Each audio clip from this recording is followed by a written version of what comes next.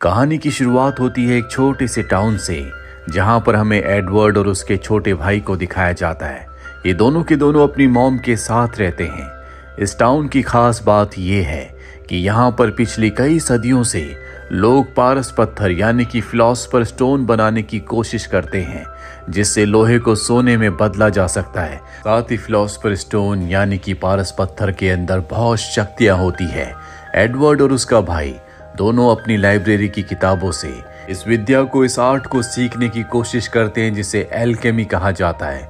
एक दिन वो अपने एक्सपेरिमेंट से खिलौना बनाते हैं और अपनी मॉम के पास भाग कर जाते हैं।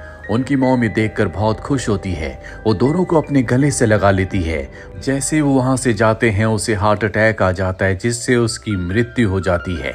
एडवर्ड और उसका छोटा भाई अपनी मॉम की मृत्यु से बहुत ज्यादा परेशान होते हैं। एडवर्ड अपने भाई से कहता है कि हम एल्केमी के जरिए ट्रांसम्यूटेशन नाम के एक प्रोसेस को कर सकते हैं, जिससे इंसान जिंदा हो जाता है।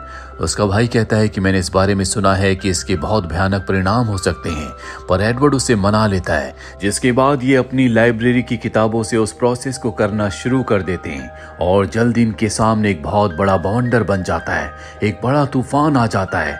ये समझ जाते हैं कि इन्होंने कुछ गड़बड़ की है। उस तूफान में इनका पूरा का पूरा घर नष्ट हो जाता है।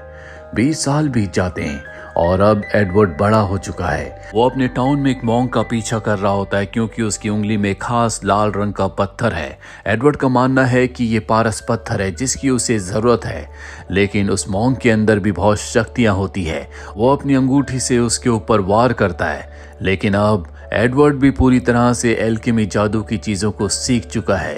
वो भी अपने जादू का इस्तेमाल करता है। साथ ही यहाँ पर एक रोबोट भी आ जाता है जो एडवर्ड का साथ दे रहा होता है।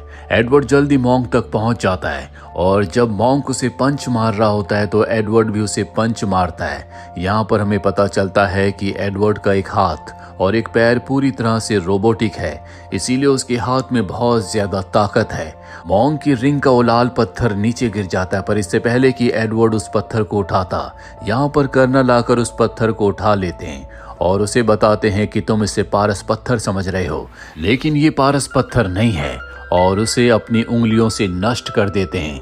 जो देखकर एडवर्ड को बहुत दुख होता है, क्योंकि पिछले कई सालों से उसे पारस पत्थर की तलाश है। अब यहाँ पर वो रोबोट भी आ जाता है जिसने उसकी मदद की थी।